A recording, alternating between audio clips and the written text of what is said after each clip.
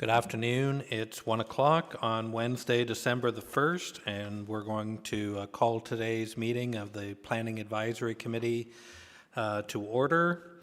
Can I have an adoption or a motion for the adoption of today's agenda? Wayne, seconder by Jason Willick. All in favor? That carries. Thank you. Any declarations of pecuniary interest today? Seeing none, we'll move right into public meeting reports. First on the, I guess I should do my spiel. Might have practiced. As required under the Planning Act, a public meeting is being held prior to the committee making any recommendation on these applications. All recommendations from today will be forwarded to the December 14th council meeting. The purpose of this public hearing is to allow the committee to gather information on the applications before us, to hear those wishing to make oral submissions on applications, and to allow the committee to ask questions of the applicant, interested parties, and staff. Everyone who makes a presentation at this meeting is requested to state their name for the public record. In the interest of time, the committee respectfully asks that you keep your presentation to no more than 5 minutes. When called, please unmute yourself and turn on your video. First application today is 3.1, amend the Bob Cajun zoning bylaw 16-78 together with a draft plan of subdivision at 63 Dunn Street, Bob Cajun. Ian Walker, you're up. Thank you. Through you, Mr. Chair. All right, hopefully everyone's able to see the presentation there. Okay. So this application is for a zoning bylaw amendment together with a new draft plan of subdivision for the lands identified here. The subject lands, which were the second phase of the Arizona Heights development. The original subdivision contemplated single detached dwellings fronting on a new municipal road, referred to here as Tuscan Court, which would come in and end in a cul-de-sac, along with lots fronting on the south side of Bick Street. This is a map showing the community. It's just on the northeast quadrant of Bob Cajun. And this is the north lot line of the properties on the north side of Bick Street form the edge of the urban settlement of Bob Cajun. The proposed draft plan is contemplating some townhouses. So they're proposing blocks here in the central portion with semi-detached around the outside and some singles along Bick Street. And this is the concept plan here. The singles are proposed here in the pink color. The semis are in the purple and the green colors, with the townhomes here in blue.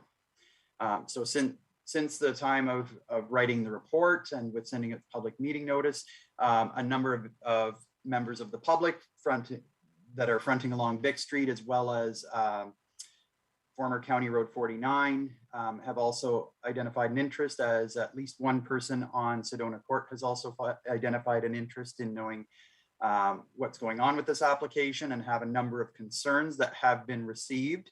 I have compiled all of those concerns and forwarded them on to the applicant yesterday afternoon to provide a review and response to all of those questions. In the matter of, certainly in the interest of time, I was not able to provide the applicant much time to respond to all of the concerns or to compile them all. We have not completed a full detailed review of all the technical studies as of yet, so just want you to be aware of that. The bulk of the issues identified here, I've sent a copy of that correspondence for the committee members to review and understand. The majority of the concerns are the reconstruction of Bick Street, providing urban services along Bick Street, removal of trees along Bick Street and what might be the replacement there. There's also a rock retaining wall in the city-owned right-of-way fronting one of the properties down here at the east end of Bick Street that would have to be removed as part of that reconstruction. So I know the neighbors adjacent to that are concerned with slope stability if the rock retaining wall is being removed. And as well, I have had some discussions with Public Works, Water Wastewater Division, and Engineering and Corporate Assets, just in regards to the proposed servicing plan, which again, staff have not been able to complete a detailed review as of yet. But we just at an initial conversation, I understand that the consultant has not necessarily looked at capacity at the existing wastewater treatment plant or the water treatment plant. So that may be an issue that still has to be rectified. And so there are certainly a number of outstanding issues still to be looked at. I'll leave it at that and allow the applicant to make their presentation, and then I'm certainly available to answer any comments. Thank you. Thanks for that, Ian. Committee, do you have any questions of Ian at this time? Okay, seeing none. Does the applicant owner or agent on behalf of the applicant owner wish to speak to the application? For you, Mr. Chair, yes. Thanks for having us here today.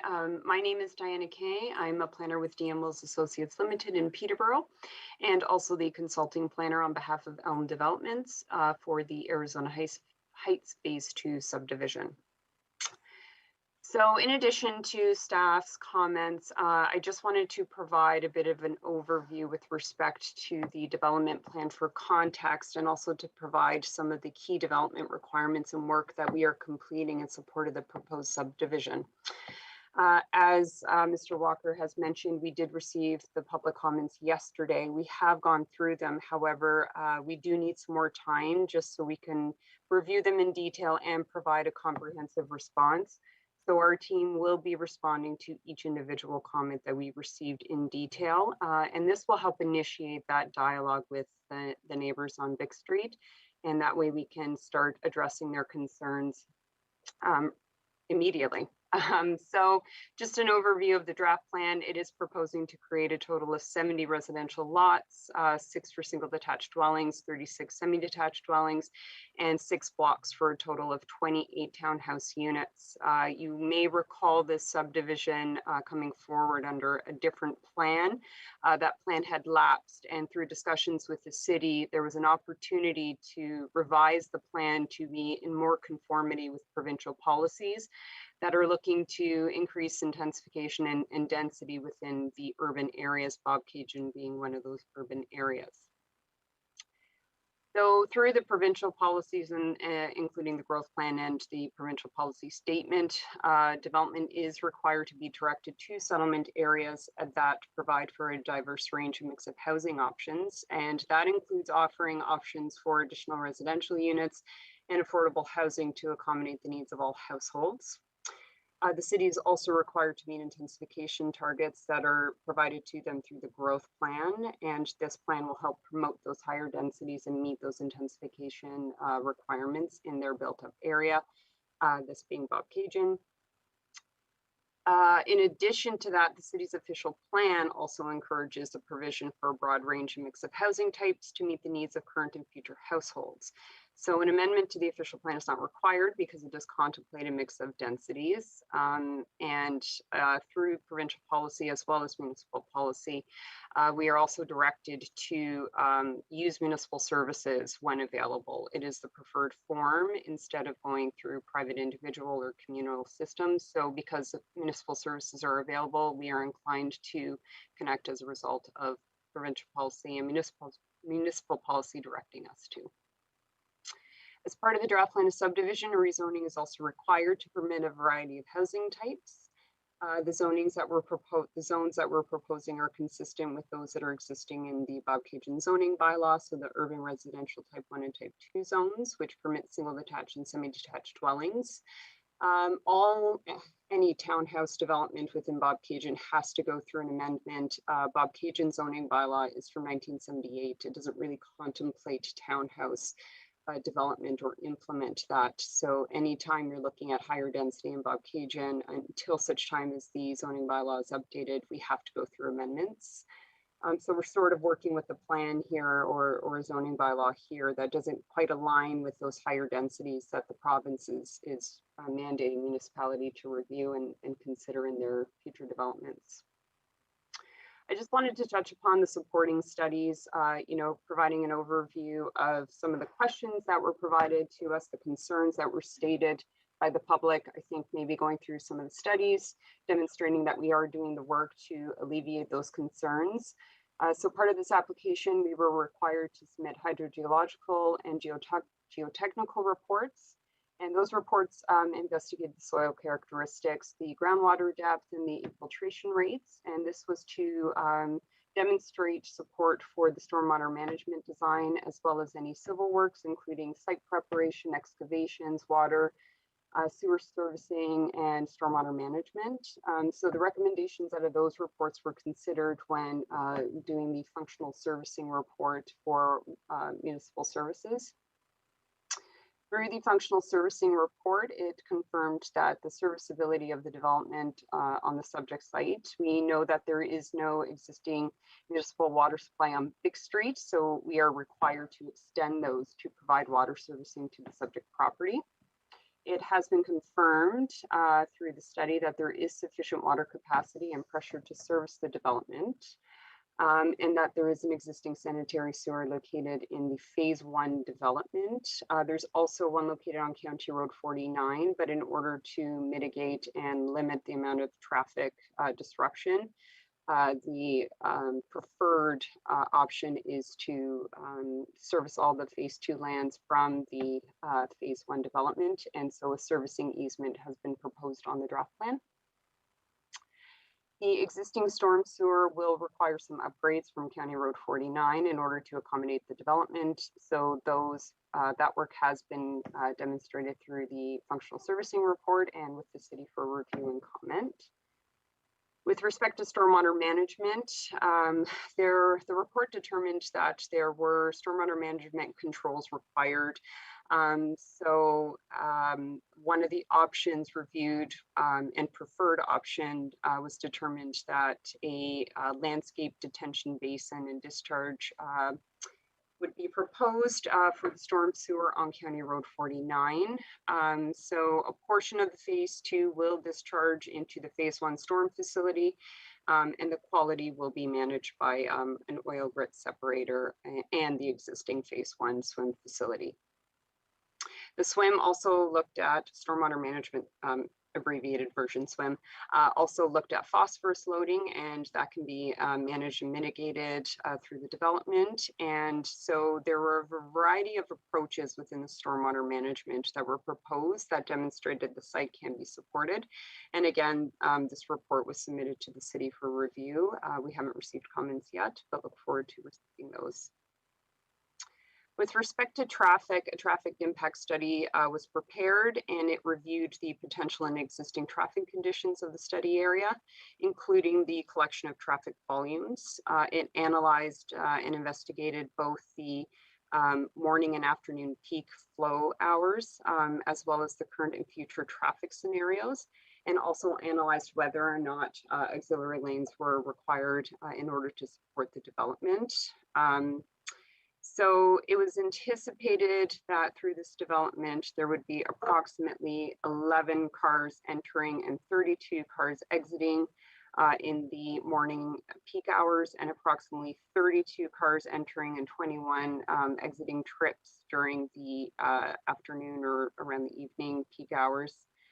So the trips generated are not anticipated to have adverse impacts on the traffic operations, both in the current traffic condition and for that future horizon. The traffic impact study also determined that any additional auxiliary lanes will not be warranted in support of the traffic demands for this proposed development. Two other studies just want to mention the species at risk. There were no SARs observed on site, save and except some observances of a monarch butterfly. However, the habitat on site was considered marginal. So there would be little or no diversity for habitat of concern here. A comprehensive urban design analysis was also prepared and submitted for consideration. So this identifies the proposed design characteristics, the conceptual floor plans. In the renderings that you see, there were some options for loft developments. We're still refining and looking at, whether or not that would be available. It also looks at the exterior colors and materials for the proposed single detached dwellings and townhouse developments, as those will be facing BIC. And it includes proposed design packages for a number of built form design features. This includes vinyl siding, stone, aluminum roof, vinyl shakes, front doors. So it's really giving you a comprehensive package of what the development will look like on the ground, or could look like on the ground, depending on, as we go through this process, what we end up with. I think it's also important to note that the townhouse blocks will be subject to site plan control. So even after these applications, the development is subject to another application for site plan control. And that's really going to look at the site design, landscaping, lighting, any other design elements. We will have to demonstrate how that will be undertaken to the city for review and comment. So it's another mechanism of control that the municipality has to ensure that the site is developed in accordance with their design guidelines, and that we are considering and being sympathetic to the surrounding land uses.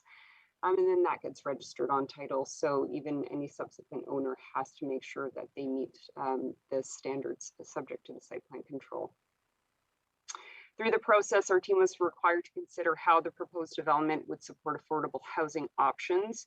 So just to clarify, the intent of affordable housing is to promote and include a variety of housing types for future development. And so this would be available at different price points to ensure that the housing stock is more affordable for home buyers. So when we looked at that, Bobcaygeon historically is developed with predominantly low density residential developments, in order to achieve the provincial policy goals of providing a mix of housing types, and in order to ensure that we're providing higher density and more intensification in our urban areas. This plan is offering that. So we're looking at different housing options and opportunities for residents in the phase 2. And that includes both low and medium density residential housing types. And that will reach a broader market. So that way there's more opportunity for people to reside in the village. We're also mandated under the Planning Act, or municipalities are mandated under the Planning Act to permit additional residential units. So that is something that the municipality needs to look at across the board. So just to summarize this, I hope I'm still within my time limit, that the proposed zoning bylaw amendment and draft plan of subdivision applications are consistent with the applicable provincial municipal policies. They're designated for residential development, and they are looking to support a mix of densities and housing types to the community. I'm available to answer any questions of committee or members of the public, and that's it. Thank you. Thank you, Ms. Kay. Committee, any questions of the applicant? Deputy Mayor O'Reilly.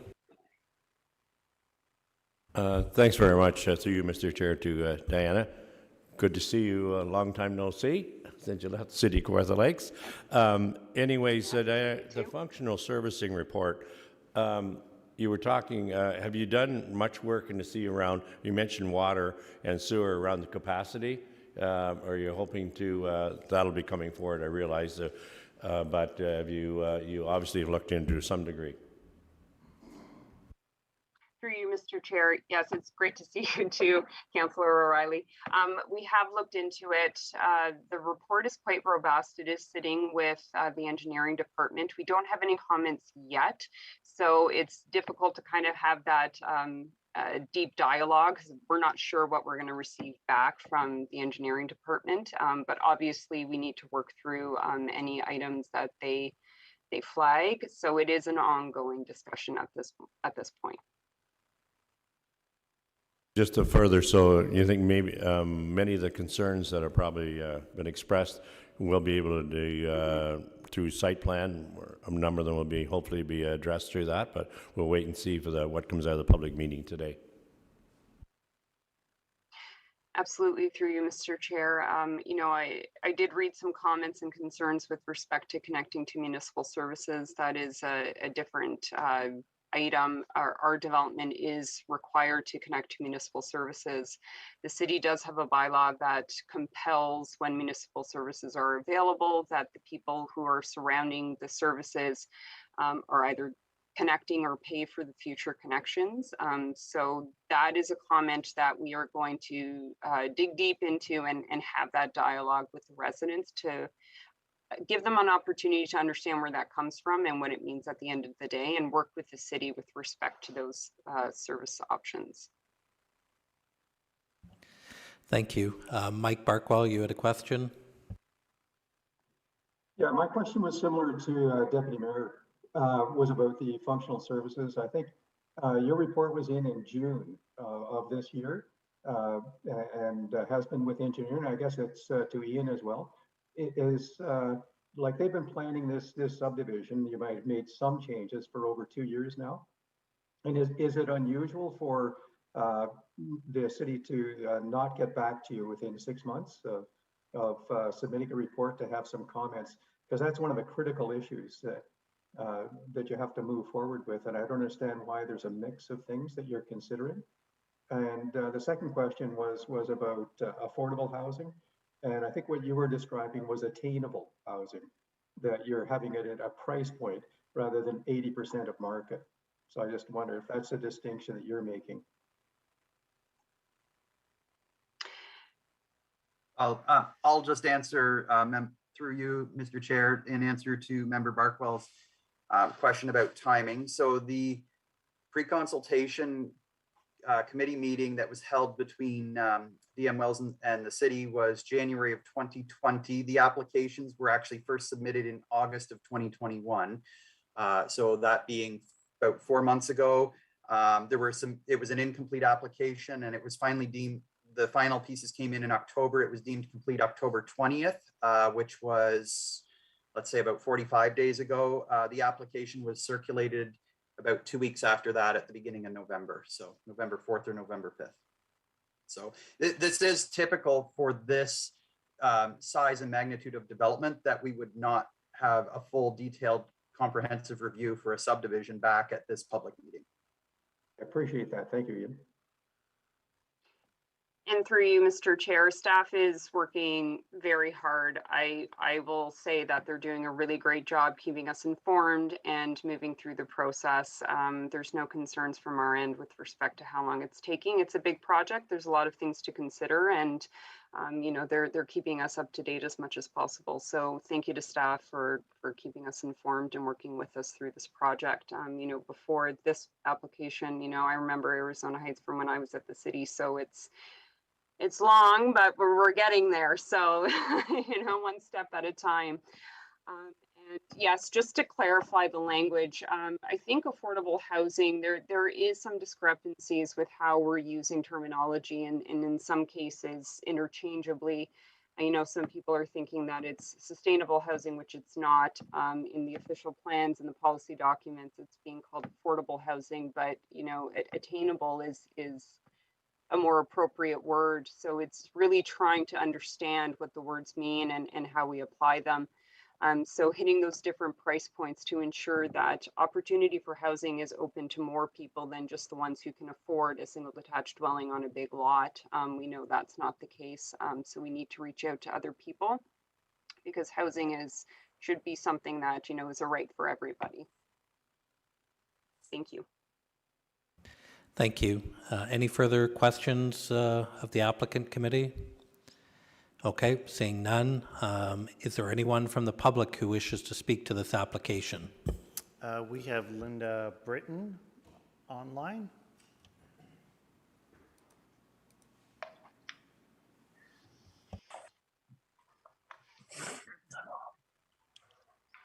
Yes, thank you for allowing me to speak.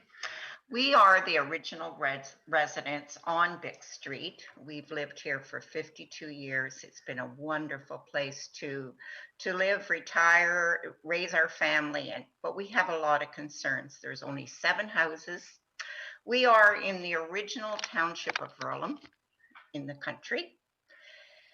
And we are concerned about the number of homes, the size of the lots, the amount of traffic.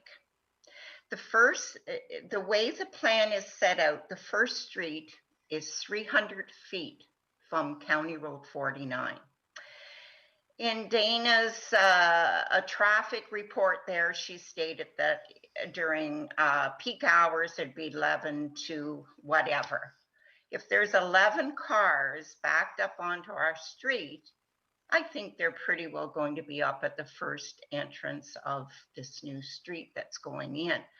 The traffic coming down 49 at times is I'm going to say extreme, with rock trucks, gravel trucks, and everything else. If you're sitting on County Road 49 waiting to make a left-hand turn onto Bick Street, you will have traffic backed up almost down to the intersection of County Road 49, 36, Main Street and East Street North. We've seen this in the summertime. As I say, we've lived here for 52 years. The traffic now every day is what it used to be on a holiday weekend. But anyway, in Dana's report, she did not address a big concern that we have personally is spring runoff. We have spring runoff in the spring, not every year, but some years an extremely amount of water will pass down by our house and our neighbors to the west. If our culvert is removed and if we're not serviced properly with a storm sewer, then you will flood us and our neighbors. This is a huge concern. We all know how much weather can control what can happen. We're seeing that on both coasts of Canada right now. So I hope this storm sewer issue will be addressed and will be addressed properly. We have 2 stone walls that my husband built 50 years ago.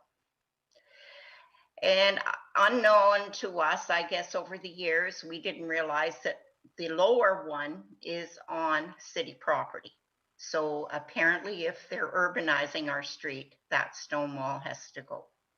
We are concerned about the integrity then of the second tier.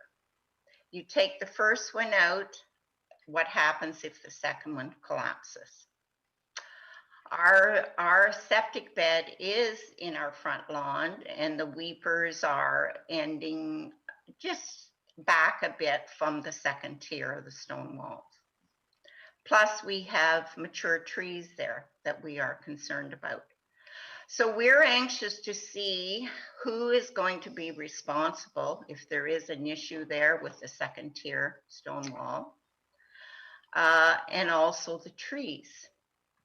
There's been no mention of a green plan on the south side of Bick Street. There's mature trees there that we're concerned now that most of them are going to come down. What is the plan of element development to replace some of these trees? Parking is a big issue for us.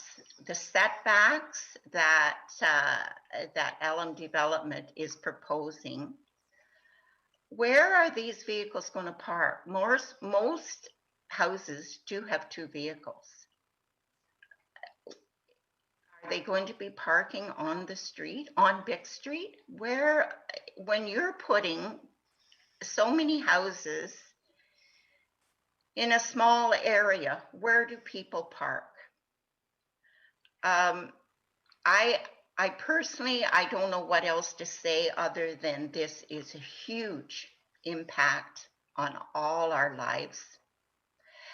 7 houses that people have bought and looked after thinking that we were in the country. And so we're just hoping that maybe some of the, instead of 70, you can cut that down some and make a little bigger lots, have a bigger setback so that their quality of life will be better. And maybe our quality of life won't be affected as much. So please consider the impact that it's going to have on our lives when you're approving this subdivision. We realize that people need places to live, but they're going to be so crammed in there. What quality of life do they have versus our quality of life?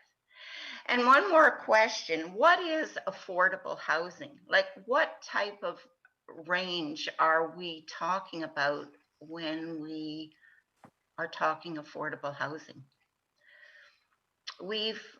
Neighbors here have tried to get information on knowing what affordable housing is and what these homes are going to look like, and we haven't been able to access that. So we would like to have more information, and definitely our own personal things are spring runoff and our stone walls, and parking is a huge issue. Okay, thank you for listening, and please consider everything that I've said, and thank you. Thank you very much for your comments, Mrs. Britton. Diana, was there anything that you wanted to respond to that? For you, Mr. Chair, absolutely. Hello, Mrs. Britton. Thank you so much for coming today and providing us with your concerns. I will address a few of them. There are some items where I feel like a discussion after the fact and to really go through those items in detail might be beneficial. With respect to the spring runoff, so we are compelled to ensure that any new development does not impact neighbors' property. So we're not allowed to drain onto somebody else's property. So the stormwater management report has to demonstrate that any of the flows pre-construction have to match post-construction. So that's part of the options that we're looking at with respect to stormwater management, is to make sure that we're containing the water on site. Because we're not allowed to drain elsewhere. Excuse me, Diana, the water that I'm talking about is coming from the north. It is coming from the north side of the street flowing south. And when it is flowing south, it goes through the culvert at the end of our driveway, runs to the east through our neighbor's culvert, and then under Bick Street to the south. So you're talking about an existing condition? Yes, I am. Okay. So I'll need to investigate that a little further. So I understand what's happening today, and then our engineers can provide you with an update. Okay, as I say, this water is coming from the north, from the fields behind our houses on the north side of the road, and the water flows to the south. If our culvert is removed under our driveway, then unless you put a storm sewer there, you will be flooding us. Yeah, this is an issue with water from the north. I'm not concerned about water from this new development, but this is an ongoing issue that has always been there. Okay. It's got nothing to do with your new development. It is an issue that if you change to a storm sewer system, you have to address it at the end of our driveway.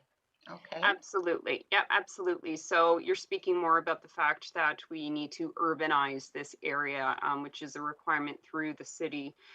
So in addition to the comments I made earlier, yes, we will have to look at existing conditions. So if we create upgrades and attach each of these properties onto municipal services, or if it's a storm sewer, we will have to consider the impacts of flow and where that water is going to go. So that will be detailed. That is actually detailed in our report. I think having an opportunity to provide you with that report and having our stormwater engineer speak to you about it, just to talk you through it and demonstrate how we're dealing with existing conditions. Yes, and we would appreciate to see somebody on site so that they can see and understand what I'm saying. We would appreciate that if we could have somebody on site here. Thank you. No problem. respect to the stone wall, I'm assuming you're referring to the retaining wall that is in the municipal right of way. There was no, as far as I'm understanding from our civil engineers, there's no plan to remove that wall. So I'm going to have to investigate that a little further for you as well, and then report back to you regarding the plans. Because of the way the grading is, we don't actually have to remove anything. But if you could leave that with me so I can provide you with a more comprehensive answer, Yes, then we can address that. okay, thank you. No problem. With respect to the green plan, I'm also assuming that you mean a landscape plan. So, you know, what's it going to look like at the end of the day? So the townhomes are subject to site plan control, and part of that is providing a detailed landscape plan. So what type of trees, where the trees are going to go. And so that is a plan that we have to prepare and demonstrate to the city, and they need to review that to ensure that we're providing some streetscape design and landscape design for those townhouse units. So that will be coming. We're Okay. just not there yet in the process. Okay, thank you. No problem. And then with respect to parking, so we meet the front yard setback with respect to the development, and the driveways that are proposed, we have to provide at least 2 spaces of parking. So we comply with the standards of the bylaw in terms of front yard setback and parking. I think perhaps because of the way that the plan looks, maybe the scale, it appears that it's a lot smaller than what it actually will be on the ground. But with the garage and providing space on the driveway, it should be that people can park on their site. I think what we're seeing is that you might have homeowners with 3-4 cars, and that's where we come into those issues. And in order to meet those objectives of higher densities and you know, consuming less lands and not thinking so much in that vehicular realm, you know, we're trying to not allow for so much space for cars to park, but creating complete communities where people don't need to rely on their vehicles. They can actually walk In Cajun, that's not going to happen. Like, I mean, we don't have a bus system. We don't, Yeah, like, it is a bigger picture. It is a bigger item. But with respect to parking, we do meet the zoning requirements. But I do understand your concern, and I've documented that. And I believe I do have some written comments from you. So you're going to see a more robust, comprehensive response from me later on. I just apologize. We received them yesterday, so I didn't have enough time to actually sit down and compile those for you. that's fine. And that our concern is this is so dense, the amount of homes and the size of property, because on the north side we have bigger properties. We are all concerned about the fact that our side, the north side of Big Street, will end up to be a parking lot, and we would like to see restricted parking. And I'm sure this is a city thing to deal with, but we would like to see restricted parking on the north side of our street.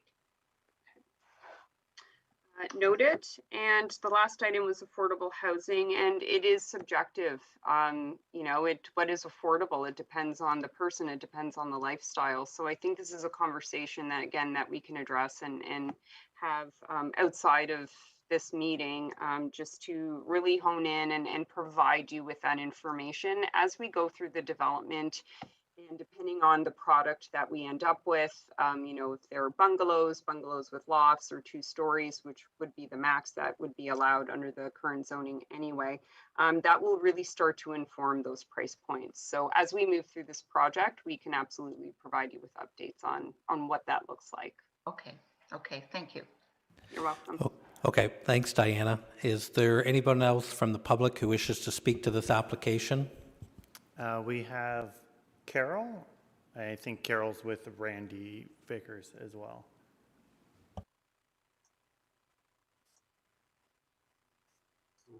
Yeah, we're both here. We're residents on Sedona Court, but a lot of the points that Linda has already mentioned are concerns of ours as well, in terms of the you know, just the concentration of homes in a smaller area.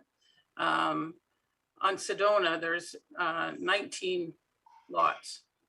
So, and it's obviously a smaller area than the phase 2 area, but to go from 20 homes on Sedona to 70 homes that we'd be backing onto essentially seems very concentrated. In terms of the townhouse development, certainly parking that Linda's already spoke to for residents, for visitors, the height that those buildings might be. I don't know that there was anything in the material that spoke to what that would look like. Also the overflow of parking, I think certainly would affect Bick Street and potentially affect Sedona as well, given that there's a walk through to that area. It's very concentrated. Obviously with Sedona, we knew that there would be houses back there, but we expected that it would be similar development to what Sedona already has. So single dwellings, bungalows, just to expand on that sort of current community. So that would be a concern, I think, for Sedona Court residents, given the variance in home styles and potentially the proximity of those homes that would be backing onto us. A little bit hard to tell from the drawings, just given that they were so small, but from the back of the homes that are built to the back of our homes, just sort of what that variance is, again, a little bit difficult to tell. So it'd be helpful to kind of understand that a little bit more. The loss of the trees, we had hoped there was quite a line of trees, and obviously you can tell from the development that's been done, those of us that watched all of those trees come down. And I think we need to understand what the development will do to replace some of that and potentially provide a buffer between the areas. Also the point around just what is the plan for the types of homes that are there, obviously townhouses, but whether they're 2 stories, bungalows with lofts, like what does that look like? That will potentially have an impact depending how close we are to those actual homes being developed. I think the point was already made in terms of the water and sewer, that there's more information to come on that, so I won't go into that. But I think that we have a lot of similar issues that Linda has already spoke to. Anything else? No, I'm right in par with you. Thank you. Okay, thank you, Carol and Randy. So I think we've got one more online. Joel, I'm going to let them make their comments, and then if Diana wants to respond to any of that, and try and keep this moving. Stephen Null.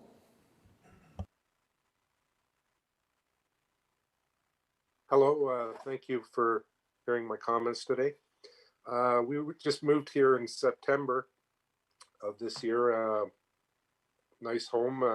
Across the street is all old growth trees, and it was all underbrush, so it was just picturesque. It was perfect. We've been here for a while now, and things started dying off, and we noticed that there's survey pegs there. And through talking to our neighbor Linda, we found out about the subdivision going in and all that. And the road happens to be directly in front of our living room window. So cars coming up the street are going to be blasting our home directly on. So I've submitted some comments to hopefully have some input on this thing. It would be great if the subdivision was accessed directly off 49 and left Bick Street completely alone. That would satisfy all the concerns that I and my neighbors have. And I know that's, you have to do all kinds of surveys and studies and whatnot. And I don't know if that was ever considered directly coming off of 49. If we're concerned about all the massive trees out front that are going to be torn out for driveways, and sidewalks are going to go in there apparently, and everything else. So there's a lot of mature trees. In particular, right where the road is staked, there's a 4-stem massive maple that's alive and well and is going to get torn down. So I propose that you move the road a little bit west, and there's space there already, and it will come out between the properties so that, you know, we might get headlights flicking off the house, but not directly as people travel up the road. We're concerned about the townhouses because they're typically notoriously short driveways. I don't know if Diane will say there's two parking there, so it's combined driveway, so you're going to have 4 vehicles fit, or is that the plan, or I don't know. The water and sewers, we wanted to know if we were obligated to connect, because we came from another municipality where we couldn't afford the water and sewers. And we bought this house basically because of where it is. It's a retirement community, and we are on water and septic, well and septic. And we've upgraded our water. Everything's peachy keen. So we would like to avoid the extra expenses of connecting to the municipal water system and sewer system. Thanks for hearing my concerns. Okay, thank you very much, Mr. Null. Does committee have any questions? Diana, is there any comments you'd like to make? Thank you. Through you, Mr. Chair. I have received comments from both members, which we will respond to in detail. Just to summarize some points, you know, with respect to the height and the type of house, we are looking at bungalows. The zoning bylaw allows 11 meters. However, the style of home for a bungalow wouldn't need to be that tall. So the height we're looking at is more around 9 meters. Like I mentioned, the landscape plan is forthcoming with respect to any tree plantings. With respect to the servicing, you know, it's a difficult topic because it is actually a city initiative through their bylaw. So we're compelled to connect to municipal services, and the city's bylaw compels anyone else around the area when there's municipal services to either pay into or connect. So I think it's a bigger discussion with respect to the servicing that needs to be had with the city, because we're not making the decisions, we're just following the rules. So there's got to be a bigger discussion, I think, here with the city and how their bylaw is impacting surrounding land uses. And I do sympathize and I understand, you know, when you move into an area and things start to change when you've had this vision, and it's sort of the nature of when you move into an urban area. Any of us who live within a city context have to anticipate that there's going to be development happening. But what I'm hearing is the size and the intensity of the development, which is noted. So I do look forward to our additional dialogue with all of the residents to alleviate their concerns and move this project forward. Thank you for your time today. Thanks, Diana. Okay, we'll move to 3.1.2. What is committee's wishes? Mayor Letham? Thank you, Mr. Chair. I'll move the recommendation as printed that report plan 2021-064 57R-6468 part 1 plan 70 part of block X former village of Bobcaygeon Elm Bobcaygeon 218 Inc. application D06-2021-024 and D05-2021-004 be received, and that plan 2021-064 respecting applications D06-2021-024 and D05-2021-004 be referred back to staff to address any issues raised through the public consultation process and for further review and processing until such time that all comments have been received from all circulated agencies and city departments and that any comments and concerns have been addressed.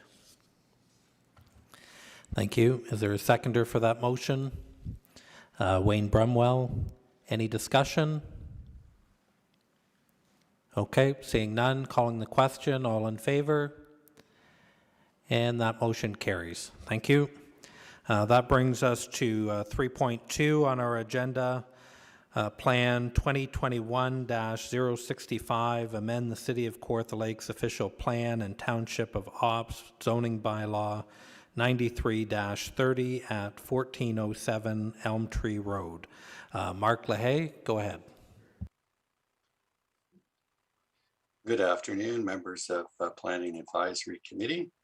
I'll just try and share my screen with you here now. And hopefully that works. So in terms of this application, these applications for official plan and zoning bylaw amendment were given to each assessed landowner within 500 meters and all applicable agencies and departments. A sign was also posted on the property in accordance with the Planning Act. The subject property is located within a prime agricultural area west of Lindsay and northeast of the hamlet of Little Britton.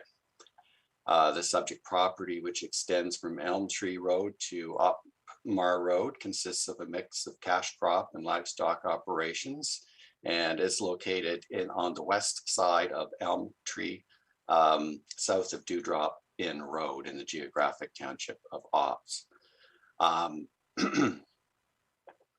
The owner has applied to permit the establishment of a use consisting of office space for health practitioners and a yoga studio known as a health hub as an on-farm diversified use. That would be a secondary use that would serve to diversify and enhance the income potential of the main agricultural use. The applications propose to amend the prime agricultural designation with a site-specific policy to permit a proposed on-farm diversified use that's related to health and recreation, and to amend the agricultural zone to an agricultural exception zone to permit the proposed use on the subject land.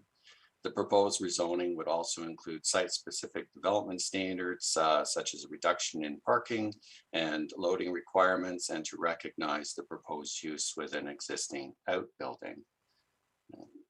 Just flip down to the concept plan here. So the area of the property that is to that are subject to these applications is outlined here. That would be redesignated and rezoned. And the proposed use would be in this existing outbuilding here, which is within a cluster on the existing farmstead. Various documents and plans were submitted by the applicant in support of the proposed amendment, including an agricultural impact assessment indicating that agricultural land impacts are minimized as minimal agricultural land is being used and no negative compatibility issues are anticipated, along with MDS or minimum distance separation calculations in relation to existing barns within the review area, which concluded that MDS setbacks are met. Since the writing of this report, we have received 11 letters of support that were received from Athena Brown that are coming from neighbors and future patrons of the proposed business. And these letters have already been provided to the committee members. Staff have received no other comments from the public at this time. These applications are being further evaluated for determining conformity to the policies of the growth plan and the policies of the city's official plan, as well as consistency with the provincial policy statement, including the guidelines on permitted uses in Ontario's prime agricultural areas, which specify that on-farm diversified uses are to be located on a farm, minimize the amount of land removed from agricultural production, be compatible with the rural character of the neighborhood, and remain secondary in nature to the on-site agricultural operation. The background information which has been submitted in support of these applications has been circulated to the appropriate agencies and city departments for review and comment. At this time, comments have not been received from all circulated agencies and city departments, primarily at this point from fire, EMS, and the district health unit. We have received agricultural related comments from the Economic Development Division indicating support for the applications for an on-farm diversified use, as specific details indicate that there will be a small number of clients that would be attending the site and limited site traffic.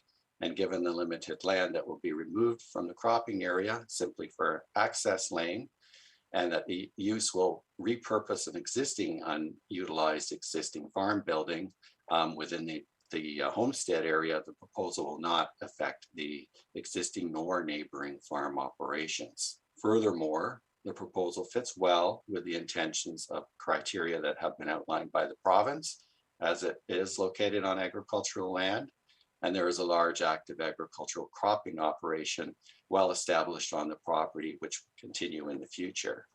These applications also support the future agriculture in Kawartha Lakes by supporting farm succession planning from one generation to the next, by providing additional diversified income, allowing farmers to stay on the farm and keep farming. We've also received additional comments from the supervisor of the Part 8 sewage systems program, advising that as the property will be completing a site plan requirement, more detailed information will be requested at that time. And as such, there are no further concerns with the proposal. I'll leave it at that for the moment. Thanks very much, Mark. Committee, any questions of Mark at this time? Mayor Letham? Hi, Mark. Thanks for that. I think you got a pretty good idea what's coming from me at this point.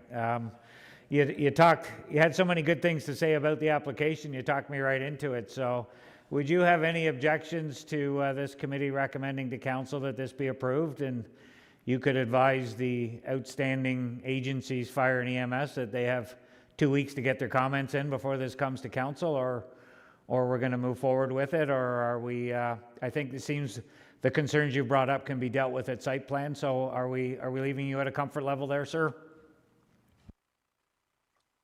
Yes, through the chair. I have a reasonable level of comfort with that we can deal with any outstanding comments or agencies through the site plan process. Also, upon further evaluation, staff are reasonably satisfied that these applications do conform to the provincial plans and the city's official plan and are consistent with the PPS in light of the comments, the additional comments that we received from the agricultural development officer. So in the alternative, from our staff recommendation, in consideration of the additional comments that have been received and upon further evaluation, provided there's no additional information that's raised at this public meeting, that would alter this recommendation, staff could respectfully recommend that the proposed official plan and zoning bylaw amendments applications and respective bylaws be referred to council for approval, and the mayor and the clerk be authorized to execute any documents or agreements required. Thank you, Mark. Any further questions of Mark, committee? Okay, seeing none. Does the applicant owner or agent on behalf of the applicant owner wish to speak to the application? Thank you, Mr. Chair. Yes, my name is Emma Drake, and I am from DM Wills in Peterborough, together with Diana Kay as applicants on this application. At this point, given the discussion that has occurred, I won't offer any further comments. I'm in agreement with Mark's report and gratefully appreciate the recommendation from the mayor. So I will leave it at that for now. But if there are any questions, I'm available to answer them. Thanks very much, Emma. I'm going to assume at this point committee has no further questions. Is there anyone from the public wishing to speak to this application today? Anyone from the public wishing to speak to this application?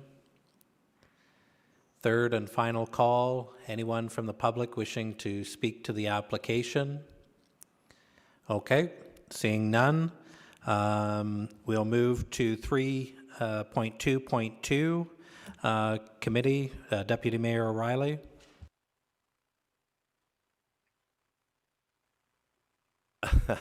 Thank you, Mr. Chair.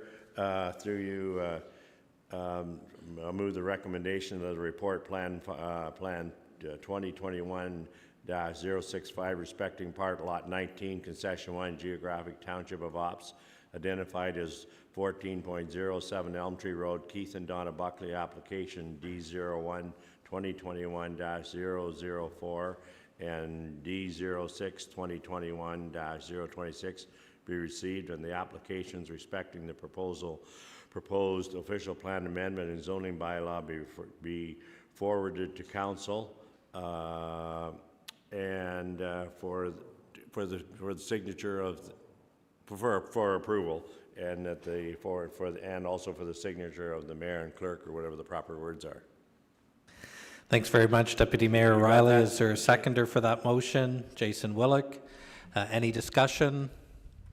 Seeing none, calling the question. All in favor?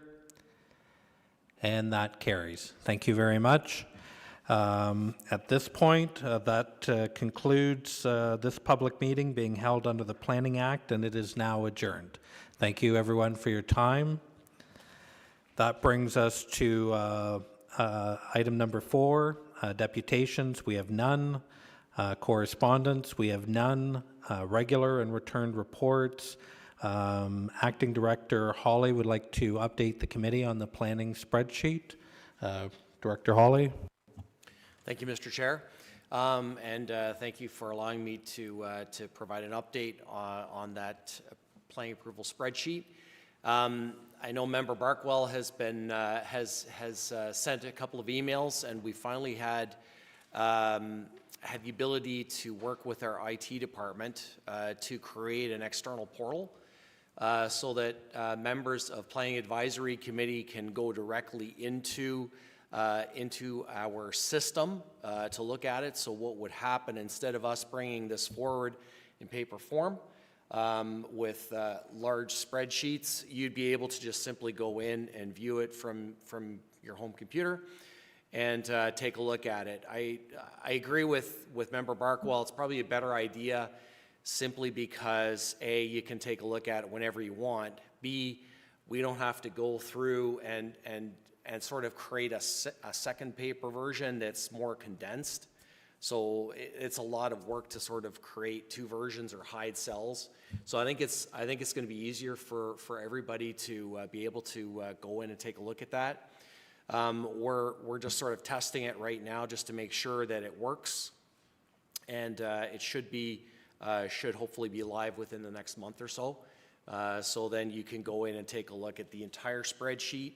It's organized by tabs by application types, and then you can just, so say for example you're interested in official plan amendments, you can just go into that, or consents, you can just go into that section, so you can go into the different sections that you're interested in. So I did want to provide committee with that update, because I know we had promised a number of times to keep bringing it forward, but it is in order to condense everything, it's a lot of work. So we kicked it around a couple of different ways. Do we actually create 2 spreadsheets, or do we create one condensed one? And I think keeping it as it is, but allowing you to look at it, I think is the better way to go. So, thank you. Thanks very much, Director Hawley, for the update. Committee, any questions of Richard at this point? Mike, go ahead. Yeah, Richard, thank you very much. It's an early Christmas gift. Much appreciated. Thank you for your kind persistence, Member Barkwell. Wayne, go ahead. Richard, will you provide us with a link that will take us directly to it, or do we go through the website and look for something on the menu? We'll be providing you with directions on how to get to it. Okay, absolutely. Thank you. Yep. Any further questions? None? You know what time it is. Last motion. Jason Willick, seconder. Wayne Brumwell, all in favor? Motion carried. We are adjourned. Thank you.